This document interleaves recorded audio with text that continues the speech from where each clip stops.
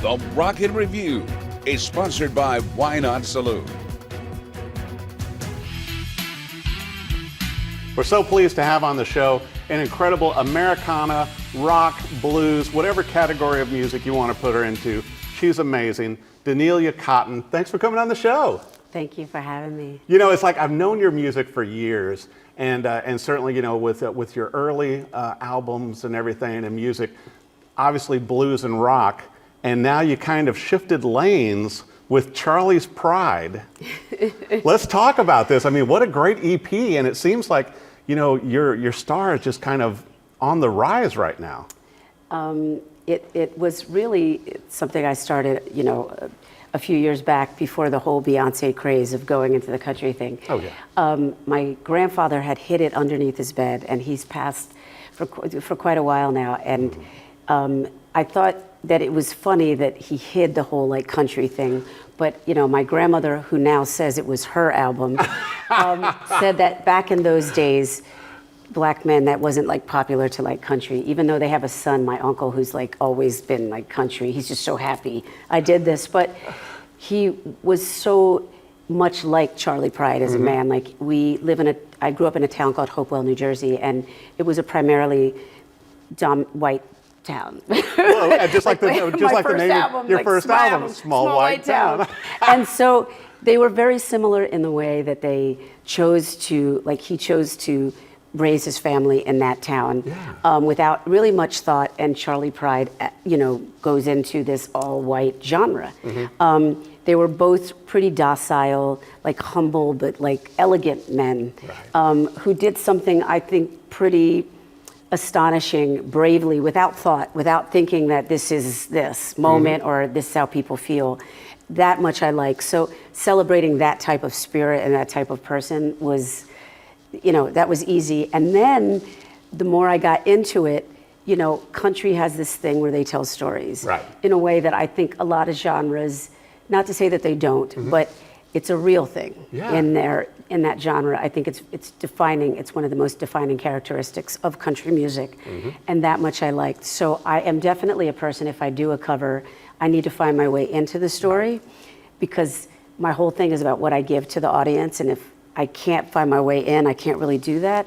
So in each song, finding my way in, like even Roll on Mississippi, took me back to that town and sitting near this river, like this little stream actually, in, you know, down the road.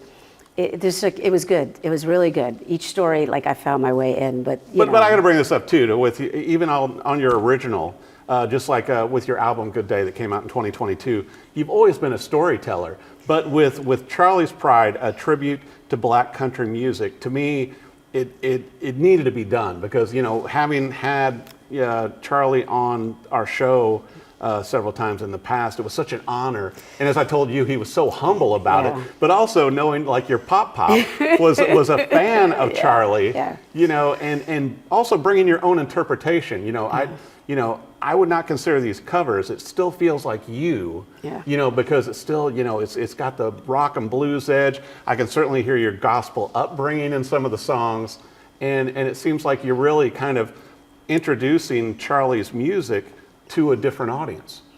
I hope so. I mean, I think, you know, I did not expect the response. I did not. And the fact that we're still in the top 100 and climbing, it's just, I looked at it like, you know, I mean, I love that whole idea of, you know, girl, you got to be the nice girl, but then when you're with your man, you got to do what you got to do.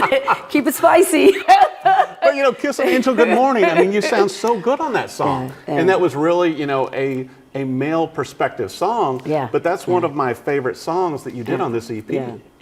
But I flipped it. I flipped it from a he to a she, and then found my way in. You know, and a man should feel the same way. Any long relationship lasts because you guys kind of keep on your toes, and you know, you got to constantly work. You got to work. Right. Yeah. Definitely. Well, you know, and what's incredible too is your upbringing, as we talked about. You know, in Hopewell, New Jersey, small town. But then you started playing. You got your first guitar at 12. And you come from a family of musicians, including your mom being a jazz singer and your aunts, and you know, you were part of that band also early on. No, the a cappella, so my mother has 10 siblings, and to literally to this day, which is incredible, is that my grandmother is 103 and that all 5 generations are alive. Wow. So we just did an interview with her that I hope gets to see the light of day, because it's extraordinary, just sort of what she's seen. I remember when Obama got in, she cried. I don't think she ever thought in her lifetime that would happen. But then she's also like, I don't know what's happening now. It's like y'all taking 2 steps back. I mean, I think she looks at it as, there's just so much happening. Right. But, evolution is, sometimes is a weird curveball. It's one for the history books. Right. but yeah, it's, yeah, I don't know. She's great. But what an incredible thing, though, to continue that musical legacy. Yeah. Speaking of which, in your spare time, between doing this incredible, tribute to Charley Pride and everything, you've been working on a musical and your other original songs, too. Yeah. You got a lot of stuff going. I think it's how I keep busy. I have a 6-year-old. At this age is a lot. And, I just try to, make the most of life. Even after, I remember when they were told me that I had the cancer, that I had the thyroid cancer, which I was lucky. They say it's like the good cancer. They took my thyroid out. But in that moment, I thought to myself, every day matters. Right. What you do with every day is a lot. And so I think sometimes people time isn't, we don't know how much we get. We just don't know. Right. So I think I try to do as much as I can. I fail sometimes horribly too, but I try to be in the moment as much as I can. Well, speaking of the moment, I got to brag on you because you won't. But you've gotten to tour and share the stage and have deep conversations with artists such as Greg Allman and Robert Cray and so many of these great artists. And and they, what is incredible is that they were fans of yours also. It was intense to find out that Greg, came and listened to us open, and I think he was as shy though when I met him as I was. I don't think either one of us made eye contact. And what killed me was that sort of humility that he has. He's Greg Allman, Rush, on TV, and he was just this awesome, cool guy. But what they both left me with wasn't anything so much that they said. What will carry, till the day I die is watching those two perform. I think that kind of artistry is dying. And, that's another reason I kind of think, knock on wood, I think country, you guys are you support live music in a way in this genre that a lot of genres don't. Right. And so I think there's a lot of shows, and there's still artists that, in the country genre that really are giving it like a Allman, like a Cray, there's some really, die hard. I'm sure, I haven't seen a Trisha Yearwood, Garth Brooks thing, but I'm sure it's great. Just that sort of artistry, the live show being what it is. So well, and you and I were talking too. Certainly, being a groundbreaking artist in rock and blues, and with your songwriting, your singing, and your guitar playing. But also to be moving in, and you said, some of your family were going, yeah, Danielia, you always kind of had a little bit of a country sound anyway. And so they just called you out just right there. It's a little bit. They were like, you kind of had it. But there were fans along the way. People would come up to me and they would say, I hope you don't mind. I was like, it's okay. I don't take it anyway. And I think it's just the whole the telling of the stories. Right.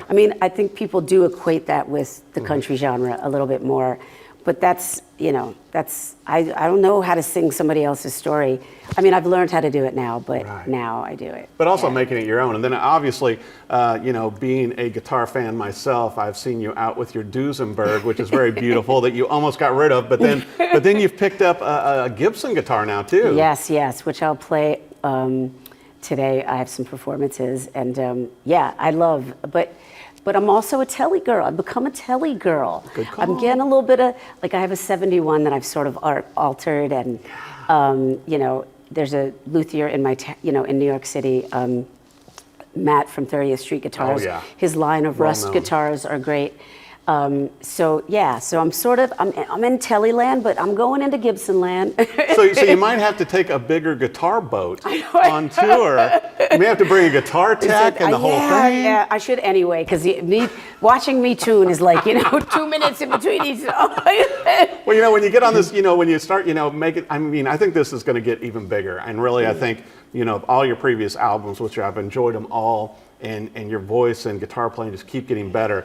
But it seems like this EP is like going to head to awards land. I get the feeling. Yeah. And particularly on the charts and with some of the new originals you're working on. Yeah. No, when they asked me to do that, I just thought, I don't know, and the hook of the song came out, and it was actually that I am sort of a small town country girl, and no matter where you go, it's the last two lines of the chorus, like country.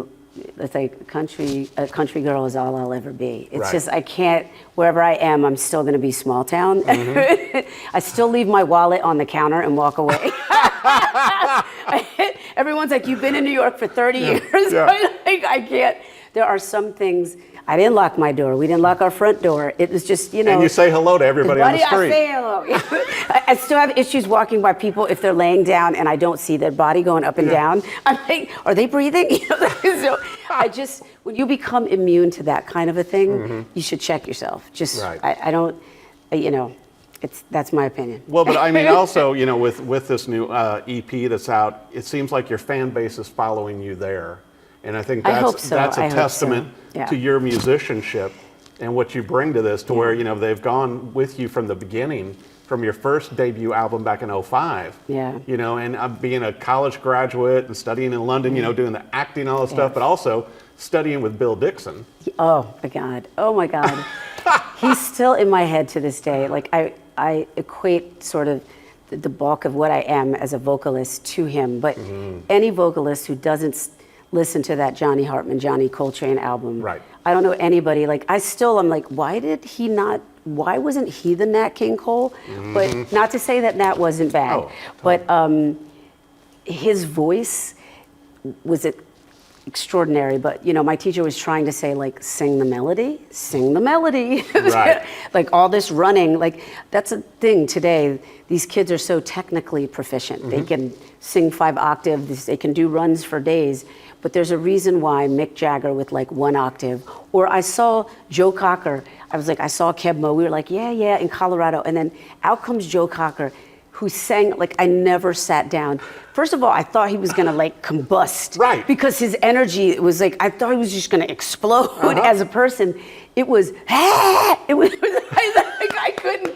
It was extraordinary, and he had that energy, and that's a Mick Jagger or a Bruce Springsteen. Right. People with literally 1 octave, no runs, just mesmerizing, extraordinary performers. So I think that, what I would say if I gave advice to a newer generation, it's go back and study sort of what the real art, what is captivating, how to tell a story. It isn't, if we're listening to what you're doing and not what you're saying, to me, I kind of think it defeats the person. I totally agree. Yeah, so. Well, I want to make sure for our viewers also, Danielia, to where they know where to go for, this is going to be out on vinyl, and obviously big tour plans, more singles, more originals coming out also. Yeah. Where do they need to go? Website, social media, everything? I'm lucky. My name is always, it's at Danielia Cotton for everything, for Instagram, for Twitter, www.danieliacotton.com. So my name, I got my name, which nowadays people buy your name. So it's, I'm easy. You search, it comes up like that, and just putting the for Instagram and Twitter. Facebook, same, at Danielia Cotton. So it's at Danielia. Well, I'll tell you what, however you consume music, whether it's, through social media, Spotify, you can find her everywhere. Charley's Pride, a tribute to Black country music.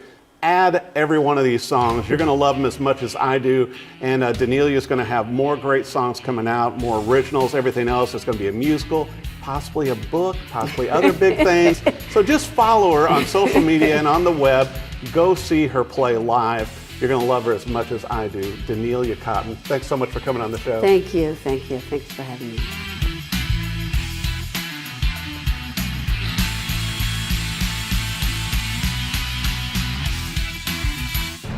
The Rocket Review is sponsored by Why Not Saloon.